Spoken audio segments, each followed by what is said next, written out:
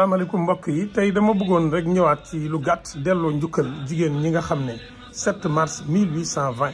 ñoom ci ànd bu ñu àndoon ak kii nga xam ne mooy Fatim Yamar Khoudiaye Mbodj di Ndeye Njëmbat Mbodj ak Ndate Yàlla nga xam ne borom këram moo doon barak bii di Amar Fatim Borso Mbodj keroog la ñu taxaw bañ di dugg ci ab néeg tëju ne dañuy rey seen bopp taal seen bopp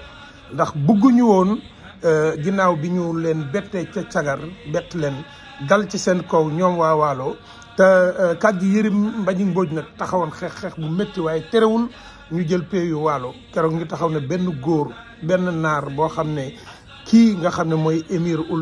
Amar moom moo leen jiite du laal seenu yaram ndax ñoom seenu yaram seeni borom kër rek waaye kudul moom du ko laal kon nag muy bis boo xam ne jigéenu Afrique jigéenu Sénégal wane nañ seen jàmbaar kon tey fi ñu nekkee ni 2025 war nañ bàyyi xel ci ne li àdduna bi di màggal juróom-ñetti fan ci weeru mars am na solo waaye nag nit du fàtte boppam ñun nañu jàpp ne 7 mars bi ci la jigéeni ndeer ñi wane woon seen bopp te dañ ci am ay firnde wane seen bopp nag war nañ ko jàngal suñuy doom kenn ku nekk ci ñun xam ne bis bii dañ ko war a màggal tey maa ngi leen di delloo njukkal pépp buy jigéen nga jigéenu Sénégal maa ngi lay delloo njukkal di delloo njukkal suñu yaay yi suñu jigéen ñi suñu doom yi ndax bis bi yéen a ko moom